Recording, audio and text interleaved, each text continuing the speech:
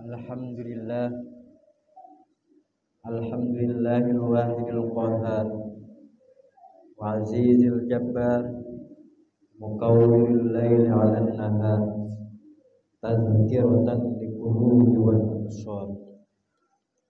Asyhadu an la ilaha illallah wahdahu la syarikalah wa asyhadu anna sayyidana wa nabiyyana Muhammadan abduhu wa rasuluh. Allahumma salli ala sayyidina Muhammad wa ala ali sayyidina Muhammad, amma ba'd. Fa ya ibadallah, ittaqullaha haqqa tuqatih wa la tamutunna illa wa antum muslimun. Ma'asyiral muslimin rahimakumullah.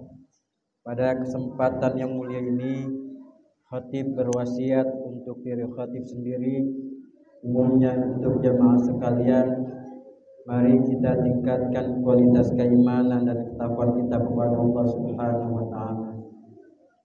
Takwa yang sesungguhnya menjalankan perintah Allah Subhanahu wa taala, menjauhi apa yang dilarang oleh Allah Subhanahu wa taala.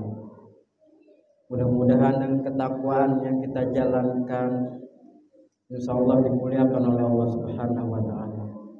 Kalau kita pikir, kita analisis bahwa kalau kita mengukur kemuliaan seseorang dengan harta, kemungkinan besar orang dimuliakan oleh Allah Subhanahu wa taala. Namun apa yang terjadi? Allah tenggelamkan di perut bumi. Kalaulah kemuliaan seseorang diukur dengan pangkat jabatan, kemungkinan besar Fir'aun dimuliakan oleh Allah Subhanahu wa taala. Namun apa yang terjadi? Allah tenggelamkan di tengah-tengah laut. Bagaimana firman Allah Subhanahu wa taala, Bismillahirrahmanirrahim, inna akramakum 'indallahi atqakum. Sesungguhnya kemuliaan di antara kalian di sisi Allah Subhanahu wa taala yaitu orang yang bertakwa di antara kalian. Ma'asyiral muslimin rahimakumullah. Pada siang hari ini saya ingin membahas ada 3 golongan yang mana Allah angkat keberkahan dalam kehidupan kita sehari-hari. Yang pertama itu orang yang jauh dari ulama. Manakala di daerah kita, di komplek kita, di lingkungan kita masih ada kiai, masih ada ustadz yang menyampaikan ilmu agama, masih beruntung, masih ada cahaya-cahaya dunia. Namun dengan kesibukan kita sehingga kita tidak hadir di majelis ilmu, sebagaimana Allah, bagaimana sabda Nabi kita Muhammad SAW yang berbunyi, saya zaman ala ummati yafirruna minal ulama wal fuqaha. Kata Nabi, nanti akan datang di suatu masa yang mana umatku lari dari ulama dan fuqaha, artinya jauh dari ulama. Kalaulah mata hati kita bisa melihat kehadiran malaikat di majelis ilmu, kemungkinan besar saya katakan komplek bila Gading Permata banyak yang hadir di majelis ilmu. Namun sayang seribu sayang, mata hati kita tidak bisa melihat kehadiran malaikat di majelis ilmu sehingga biasa saja. Alhamdulillah, di masjid ini ada kegiatan rutinitas seperti kajian tafsir, misalkan kajian tahfiz. Kalaulah kita jauh dari ulama, ini akan menjadi sengsara dan Allah akan cabut keberkahan. Apa kata Nabi? Allah akan memberikan musibah kepada kita manakala kita jauh dari ulama. Yang pertama, Allah turunkan pemimpin yang zalim. Yang kedua, Allah angkat keberkahan dari usaha mereka. Dan yang ketiga adalah murtad karena minimnya ilmu pengetahuan agama. Jikalau kita tidak memiliki ilmu pengetahuan agama, ada sebuah kasus manakala kita pulang kampung naik kapal, perjalanan 3 hari, tiba-tiba kawan kita meninggal di tengah laut, apa yang harus kita lakukan? Atau di lingkungan kita ustadz cuma satu-satunya, semua orang awam, ustadznya sakit, siapa yang menjadi imam? Oleh karena itu, ayo kita hadirkan majelis ilmu agar kita mendapatkan cahaya-cahaya ilmu, dan Allah akan memberikan keberkahan bagi orang yang dekat dari ulama. Itu yang pertama. Golongan yang kedua, Allah cabut keberkahan dari kita apa? Durhaka terhadap kedua orang tua kita. Kita tahu betul orang tua kita begitu capek, begitu lelah, begitu letih. Ketika kita masih bayi, orang tua kita begadang, sakit. Lalu lantas kenapa ketika kita dewasa kok berani membentak, melawan? Demi Allah, kalau kita berani melawan kedua orang tua, membentak kedua orang tua, kelak anak kita akan sama seperti kelakuan seperti kita. Sampai ada sebuah makalah dikatakan, al-jannatu fi baitika, surga ada di rumah kita, yaitu kedua orang tua. Terkadang kita salah kaprah, selalu mencari yang surga yang jauh, tapi melupakan surga yang dekat. Contoh, ketika gaji perdana, mentraktir kawan-kawan, namun ketika ibu kita minta uang, mikir mencari surga yang jauh, melupakan surga yang dekat. Tidak sampai di situ, orang tua kita sudah tiada, ziarah. Ini bangga sekali ziarah ke makam keramat, tapi kita melupakan makam-makam kedua orang tua kita. Said Ali Al-Maliki mengingatkan kepada kita, orang tua kita dulu, baru makam para aulia. Abi Soleh Tanggul ketika ada jamaah ingin meminta doa, ditanya, kamu punya orang tua tidak? Punya. Minta sana minta doa kedua orang tua kamu. Kenapa? Karena kedua orang tua kita keramat. Saking sibuknya orang tua kangen. Dan yang lucunya lagi, anak muda sekarang ketika dijapri di WA oleh ibunya, boro-boro dibaca. Dan yang lucunya lagi, tidak ada bergaris berwarna biru sehingga orang tua khawatir. Karena ini ada satu kasus ketika mahasiswa saya dijapri oleh orang tuanya, tidak dibalas, kebingungan, panik, khawatir. Dan herannya kok bisa tahu nomor saya. Ma'asyiral muslimin rahimakumullah. Kalau orang tua kita sudah tiada, maka yang diutamakan yang pertama kali adalah orang tua kita. Kalau kita sudah ziarah ke makam kedua orang tua kita, baru kita makam ke makam para wali, para makam-makam keramat. Kalau kita mendahulukan makam keramat, orang tua kita dilupakan makamnya, sama halnya mencari surga yang jauh, melupakan surga yang dekat, yaitu kedua orang tua. Tidak sampai situ. Ketika ada acara Maulid, Isra dan Mi'raj, ada jamaah, Habib turun dari mobil, cium tangan bolak-balik. Kedua orang tuanya tidak bolak-balik. Ini sama halnya mencari surga yang jauh, tapi melupakan surga yang dekat, yaitu kedua orang tua. Kenapa orang tua kita tidak bolak-balik, padahal itu keramat kedua orang tua kita? Ada Habib turun dari mobil, cium tangan bolak-balik. Ada Kiai turun dari mobil, cium tangan bolak-balik. Ibunya tidak bolak-balik. Lucu. Berkata apa? Mari kita utamakan kedua orang tua kita. Kalau kita bolak-balik, orang tua kita cium tangan bolak-balik.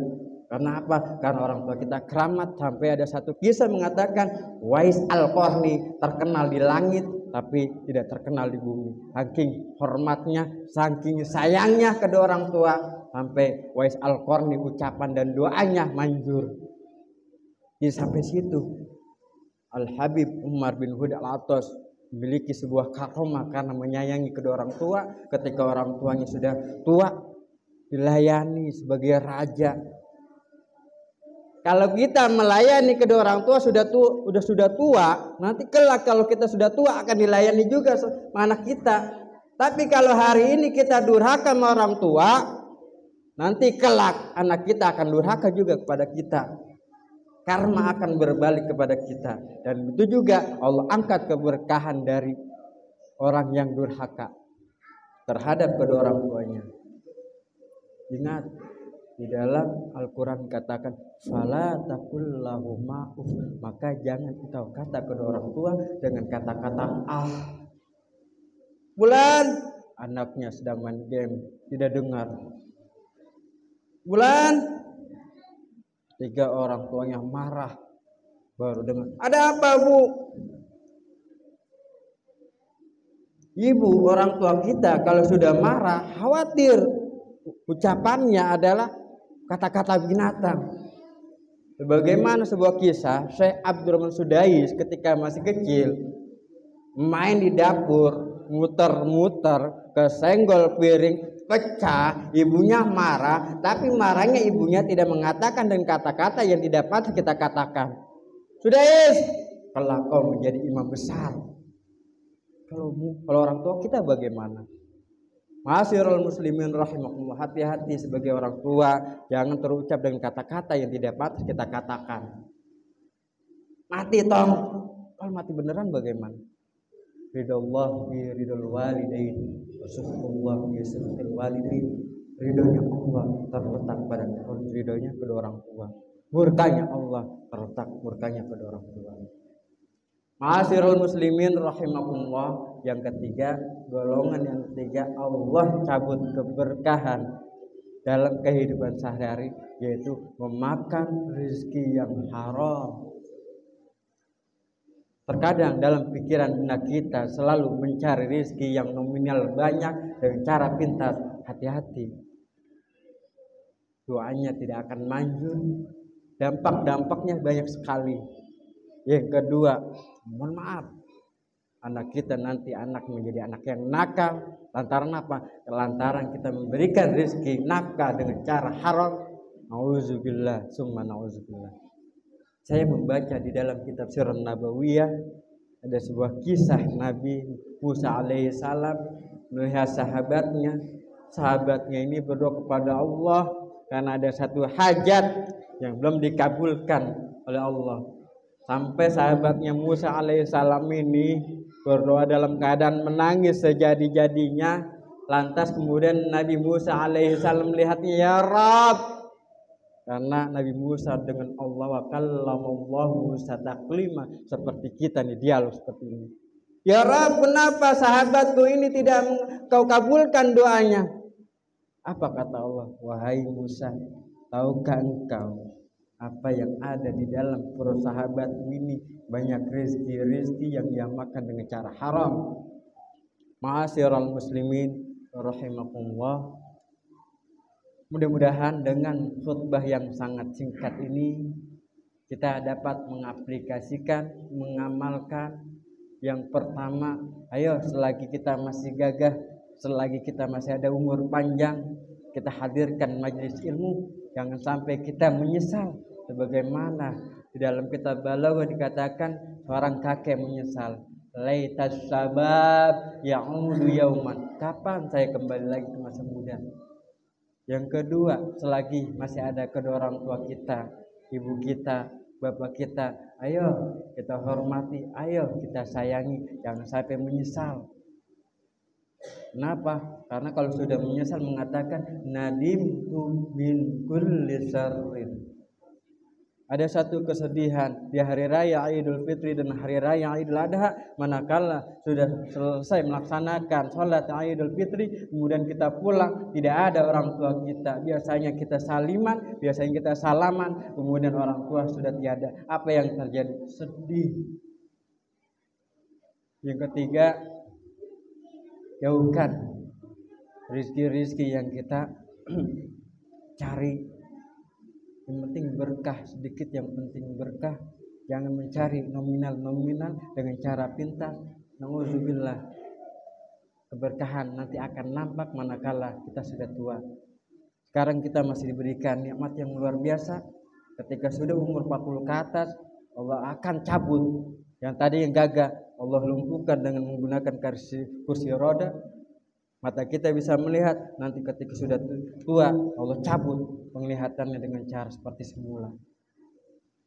Barakallahu li wa lakum fil Qur'anil azim wa nafa'ani wa iyyakum bima fihi min ayati wa dzikril hakim. Innahu huwal ghafurur rahim.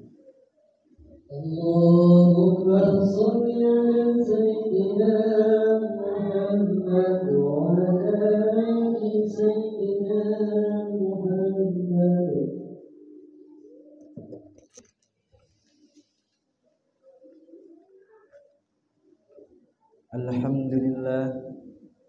Alhamdulillah amarna bil ittihadi bihablillahil matin. Asyhadu an la ilaha illallah wahdahu la syarikalah. Iyyahu na'budu wa iyyahu nasta'in. Wa asyhadu anna sayyidana wa nabiyyana Muhammadan abduhu wa rasuluhu al-mab'uts rahmatan lil alamin. Allahumma shalli wa sallim wa barik ala sayyidina Muhammad wa ala alihi wa ashabihi ajma'in. Amma ba'd. Ya ibadallah, ittaqullaha mastata'tum wasari'u ila maghfirati rabbil alamin. Wa'lamu anna Allah subhanahu wa ta'ala amarakum bi amrin bada fi bi nafsihi wa sanna bi malaikatil musabbihati bil qudsi wa qala ta'ala fi kitabil azim. A'udzu billahi minasy syaithanir rajim. Inna Allaha wa malaikatahu yusholluna 'alan nabi ya ayyuhalladzina amanu shallu 'alaihi wa sallimu taslima. Allahumma shalli wa sallim wa barik ala sayyidina Muhammad sayyidil mursalin wa ala alihi wa ashabihi wa qarabati wa azwaji wa zurriyyatihi ajma'in. Wa Allahumma ala arba'atil khulafa'ir rasyidin sayyidina Abi Bakr, Umar, Utsman wa Ali wa ala baqiyatis sahabati wa tabi'in wa tabi'it tabi'in wa man tabi'ahum bi ihsanin ila yaumiddin wa alaina ma'ahum bi rahmatika ya arhamar rahimin. Allahumma ighfir lil mu'minina wal mu'minat wal muslimina wal muslimat al ahya'i minhum wal amwat innaka sami'un qaribun mujibud da'awat ya qadiyal hajat wa ya kafiyal muhimmat. Allahumma ij'al auladana wa auladahum wa talamizana wa talamizahum min ahlil ilmi wa min ahlil khair wa la taj'al auladana wa auladahum min ahli syarri wad dhahir innaka ala kulli syai'in qadir. Allahumma ya muyassir yassir wa ya mudabbir dabbir wa ya musahhil sahil sahil alaina kulla asir bijahil basyirin nadhir. Rabbana iftah bainana wa baina qaumina bil haqq wa anta khairul fatihin. Rabbana atina fid dunya hasanah wa fil akhirati hasanah wa qina adzabannar. Ibadallah, innallaha ya'muru bil 'adli wal ihsan wa ita'i dzil qurba wa yanha 'anil fahsya'i wal munkari wal baghi ya'idzukum la'allakum tadhakkarun. Fadhkurullaha yadhkurkum wad'uhu yastajib lakum wa la dzikrullahi akbar. Aqimus shalah.